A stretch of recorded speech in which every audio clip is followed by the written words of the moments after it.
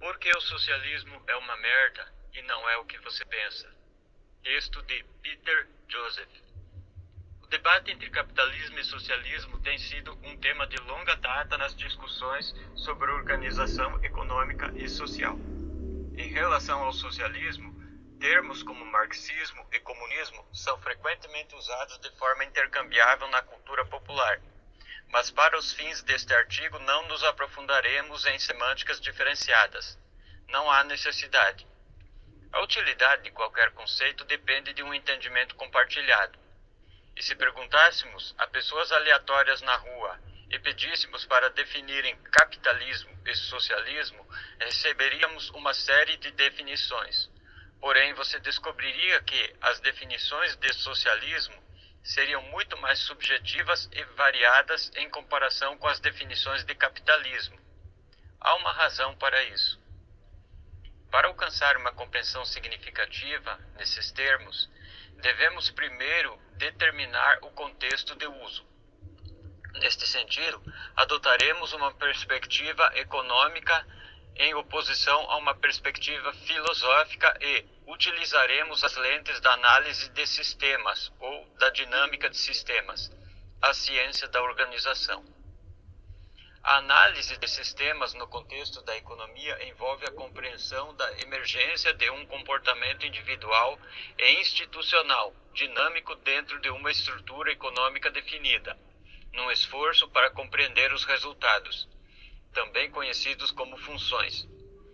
O que o sistema faz e não faz, com base na observação empírica e na compreensão formal de sua mecânica? Embora o termo sistema possa ser aplicado a qualquer forma de organização, um sistema econômico é distinto e particular, da mesma forma que o design de um motor mecânico é distinto e particular. É dinâmico e a análise concentra-se no comportamento real, mensurável em desenvolvimento, em vez de na sua ideologia ou no pensamento positivo. Um sistema mecânico econômico é definido pela sua estrutura, totalmente compreendida ou não, que orienta e controla as ações dentro dos seus limites. Por exemplo, o motor de um carro é um sistema específico com funções definidas, composto por peças e suas interrelações dinâmicas, servindo, em última instância, ao propósito total de viabilizar o transporte. Embora o sistema capitalista seja significativamente mais complexo e tenha evoluído ao longo de gerações num processo adaptativo e não a partir de um design humano direto, ainda é uma máquina dinâmica com propriedades inerentes, uma estrutura de sistema definida com comportamentos, restrições e funções específicas, e não é neutro. Só porque os humanos se envolvem num sistema econômico não significa que os caprichos da ação humana criem um potencial infinito para esse sistema ou mudem o sistema em tempo real. Os resultados são fundamentalmente limitados pela sua estrutura, independentemente do que as pessoas façam. Neste sentido, há uma tendência para usar adjetivos como capitalismo de compadrio ou capitalismo de Estado para qualificar as coisas. Tais distinções são altamente subjetivas e obscurecem a estrutura fundamental do sistema, criando confusão quanto ao que o sistema está realmente a fazer endogenamente. Este obscurecimento impede as pessoas de reconhecerem as funções do sistema como elas realmente são, em vez de como gostariam que fosse, com os partidos apologistas muitas vezes a inventarem desculpas sobre o porquê de não o fazerem. Na linguagem da ciência de sistemas, o capitalismo e a sua dinâmica fazem parte daquilo a que nos referimos como um sistema adaptativo complexo. A história do capitalismo não tem um começo definitivo. Embora a literatura econômica clássica classifique frequentemente diferentes modos econômicos ao longo da história, desde o comportamento dos caçadores-coletores ao mercantilismo e ao suposto socialismo da União das Repúblicas Socialistas Soviéticas, com distinções confusas, incluindo talvez o fascismo e muito mais, podemos primeiro começar a compreender a base da estrutura capitalista examinando o comportamento determinante fundamental do comércio de mercado. Simplesmente pode ser feita uma distinção clara entre um sistema capitalista e um sistema não capitalista, a utilização dos mercados. Os mercados são indispensáveis ao capitalismo e definem a sua própria natureza. A partir do ato de negociação no mercado, a estrutura se desenvolve de forma auto-organizada. Por exemplo, os mercados só podem existir se houver propriedade ou propriedade privada. A propriedade leva à ideia de capital, que por sua vez cria incentivos competitivos de grupo, resultando em hierarquias, desequilíbrios de poder, desigualdade e outras características comuns. Estas características também geram respostas como a regulamentação legal contra crimes, contra a propriedade, etc. Tais ligações estendem-se desde o mecanismo central do comércio até o estabelecimento de instituições e estruturas, incluindo a natureza básica do próprio governo e mais além. Por outras palavras, o mecanismo do comércio é a semente que deu origem à estrutura definidora de nossa economia e, em muitos aspectos, a nossa própria compreensão da normalidade hoje. Um processo auto-organizado de desenvolvimento institucional e sistêmico. Se criássemos uma nova Terra amanhã e adicionássemos um grupo de humanos e os apresentássemos a este sistema econômico de comércio de mercado, seria apenas uma questão de tempo até que a natureza básica de sua sociedade refletisse a nossa. Portanto, existe um determinismo estrutural fundamental baseado neste comportamento raiz. Na verdade, o termo capitalismo é um tanto redundante. O que temos é uma economia de mercado, que possui características inerentes que constituem a base da concepção capitalista que nos ensinam. O capitalismo é simplesmente a concepção acadêmica manifesta do comércio de mercado dinâmico e dos seus resultados sistêmicos no contexto do desenvolvimento institucional, cultural e governamental, e quaisquer variações/diferenças que tenhamos visto neste planeta desde o advento do comércio foram, na verdade, profundamente menores em comparação com as semelhanças compartilhadas. Dito isto, o sistema de mercado é, portanto, um sistema dinâmico com estruturas e não uma bolha de incentivos filosóficos maleáveis como muitos gostariam de pensar, com as pessoas definindo o caráter do sistema através do comportamento coletivo de massa. O sistema nos diz o que fazer, e não o contrário. Também tem propriedades inevitavelmente partilhadas com outros sistemas dinâmicos complexos encontrados na natureza, envolvendo autorregulação através de processos de feedback e comportamentos adaptativos ou desadaptativos, à medida que interagem com um ambiente externo em mudança.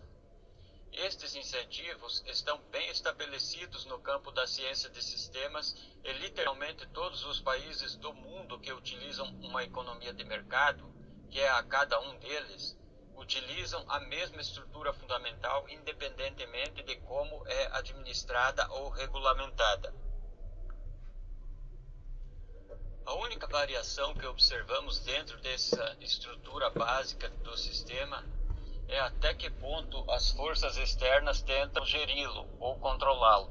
Esta intervenção não altera a estrutura do sistema em si, mas antes influencia os seus comportamentos endógenos, reorientando os resultados dentro de certos limites. Um exemplo disto é o grau em que um Estado regula legalmente os seus mercados, por exemplo, com controles de preços, em oposição à abordagem laissez-faire, que rejeita tal intervenção numa base filosófica. Existe uma noção imatura e purista no pensamento econômico moderno que defende uma interferência ou regulamentação mínima da economia de mercado, promovendo mercados, entre aspas, livres, como lhes chamam. Embora este ideal romântico tenha sido desmascarado em termos de garantia de estabilidade do sistema no contexto social, continua a ser convincente para muitos que não conseguem avaliar objetivamente o comportamento real do sistema e a sua gravitação endógena para a instabilidade que deve ser combatida. Numa espécie de ideal religioso, desejam assumir que o mercado é puro e pode determinar tudo com equilíbrio. Não tão. O sistema simplesmente não possui a variedade necessária para manter a estabilidade no mundo real. De fato, historicamente, a análise econômica conduzida pelos chamados economistas proeminentes sobrepõe muitas vezes noções abstratas sobre o que o sistema deveria estar a fazer, em vez de observar o que está realmente a fazer.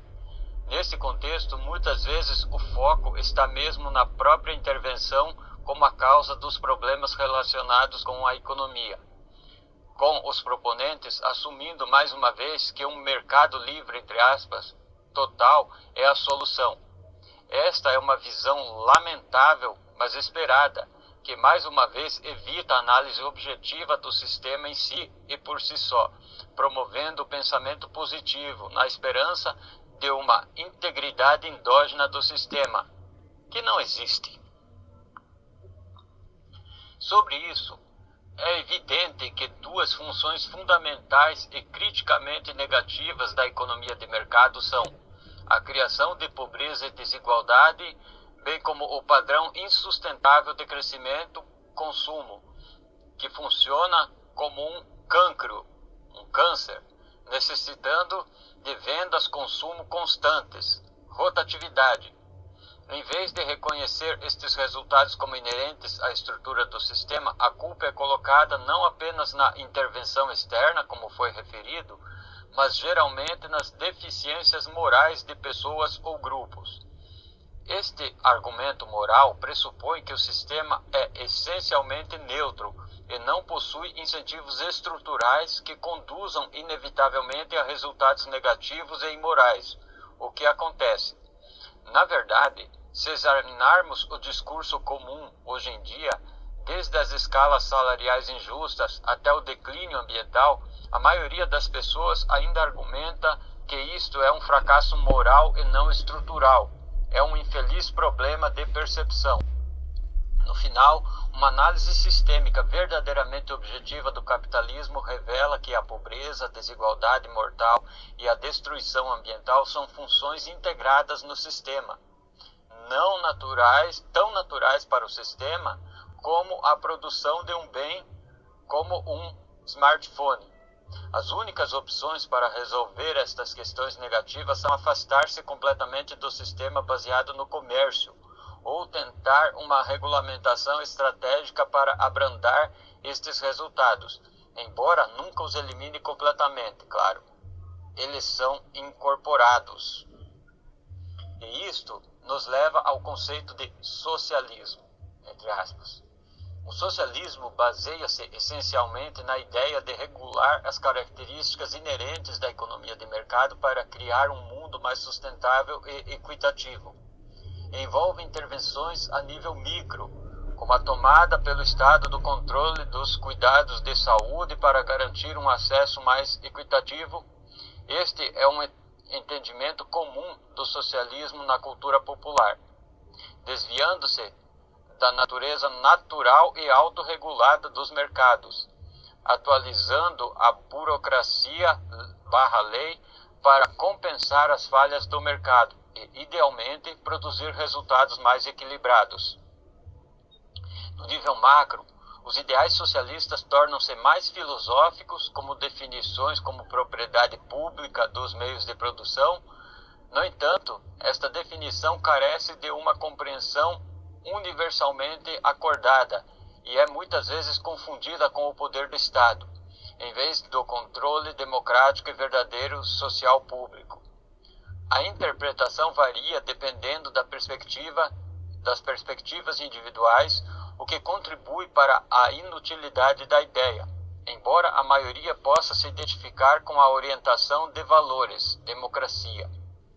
É essencial reconhecer que o socialismo é fundamentalmente uma reação intervencionista ao capitalismo, e não existe como um sistema formalmente definido que possa ser implementado uniformemente. As suas características são principalmente intervencionistas no nível micro e filosoficamente reacionárias a nível macro. Na verdade, o próprio léxico usado no discurso socialista, tal como a distinção comum entre trabalhadores e proprietários, é inerente à natureza estrutural do capitalismo, para começar.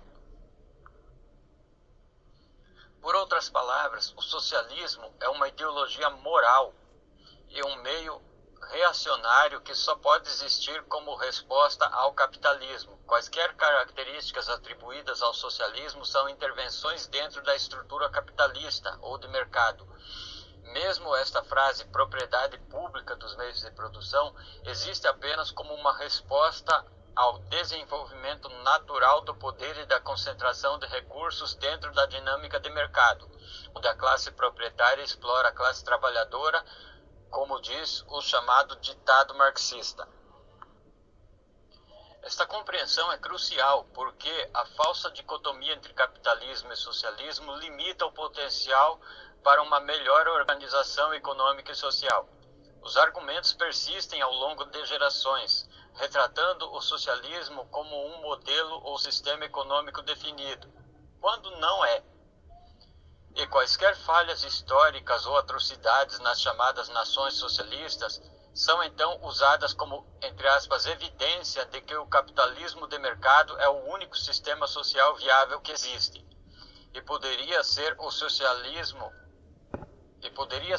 E o socialismo é uma construção fracassada. Não pode ser uma construção com falha, porque não há construção. Na verdade, existem numerosos designs de sistemas não relacionados com o dinheiro, os mercados e, portanto, o capitalismo, que podem e devem ser exploradas com verdadeiras características de um sistema organizado, complexo e autorregulado.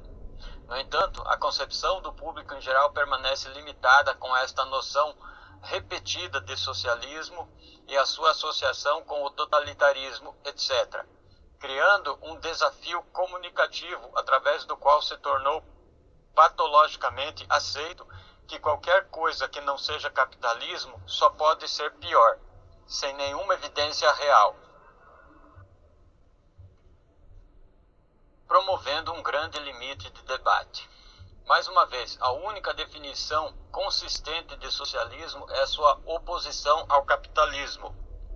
Lembre-se disso ao discutir com indivíduos que apresentam a pergunta clichê: se você não gosta do capitalismo, o que você propõe? Socialismo? O socialismo nunca funcionou. Em essência, eles perguntam: se você não gosta do capitalismo, o que você propõe? Não capitalismo? O não capitalismo nunca funcionou. Como se tivéssemos esgotado automaticamente qualquer outra alternativa potencial. O que é tão absurdo como dizer só os hidrocarbonetos podem ser uma forma útil de energia. Não há outra escolha.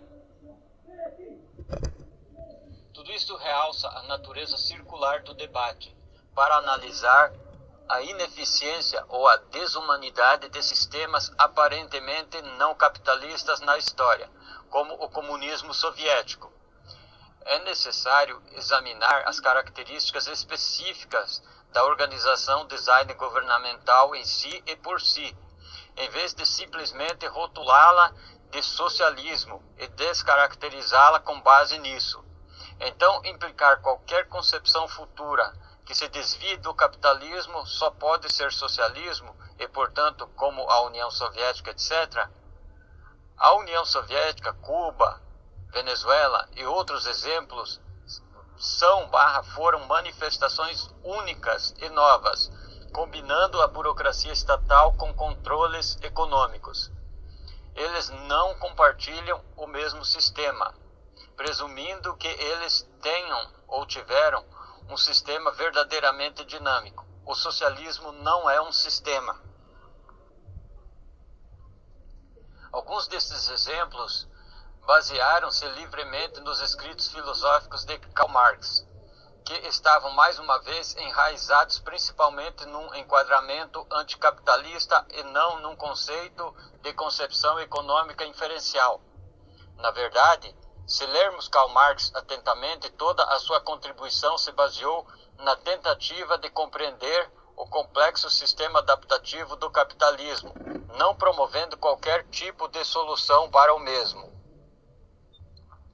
E assim, aqueles que hoje se identificam como socialistas são essencialmente moralistas com uma filosofia anticapitalista, demonstrando efetivamente uma falta de criatividade. É um rótulo quase inútil e uma busca equivocada. Precisamos regular o capitalismo? Sim, mas essa não é uma solução a longo prazo. Precisamos dissolver os problemas produzidos pelo sistema que enfrentamos através de uma verdadeira mudança. Precisamos de uma reformulação econômica inteligente, inferencial e sustentável. E esse processo de pensamento não requer qualquer orientação histórica, rótulo, adversário ou resposta ao atual infeliz estado da normalidade econômica. Bom, em suma, e agora por minha conta, o que eu interpreto do texto aqui do Peter Joseph, e é exatamente a mesma coisa que tem ficado cada vez mais clara para mim, é que a proposta socialista, ela só pode existir em meio à luta de classes. A luta de classes que ela atribui ao capitalismo e aos outros sistemas anteriores é, na verdade, o motor de sua própria existência. Então, uma vez instalada qualquer forma de socialismo, forma-se uma nova luta de classes dentro do socialismo, porque as suas bases permanecem assentadas na valoração do trabalho e na valoração do mercado e do comércio e da cultura estabelecida. Isso fica claro, por exemplo, quando você vê que os marxistas eles se apegam muito a tradições culturais e respeito ao que eles chamam de autodeterminação dos povos, ou seja, teve uma vez que eu discuti com um socialista, um comunista aqui na internet e eu falei para ele que todas as culturas devem ser substituídas por uma única cultura universal em torno do cuidado com a vida de todos os seres sencientes. E ele era vegano, sabe, e comunista. E ele me chamou de colonizador. Ele disse que isso era uma colonização, porque para ele deve permanecer a existência de diversas culturas, ou seja, diversos grupos que no final das contas inevitavelmente terão conflitos de interesses e perpetuarão a luta e o que levará a um estabelecimento de uma classe sobre outra, de um grupo sobre outro, enfim. Não há caminho viável dentro das proposições socialistas. É por isso que o socialismo não propõe nada. Sempre que você for discutir o projetamento de uma sociedade, todo socialista vai dizer que você é utópico, que você é idealista, que você não lida com a materialidade, porque, conscientemente ou não, o que eles querem é reproduzir, perpetuar a materialidade tal como ela existe. Entendeu? Então, se você não pode projetar algo novo, evidentemente você perpetuará o velho. E essa é a falha estrutural do socialismo. Fico por aqui, um abraço, feliz ano novo para todos e até a próxima.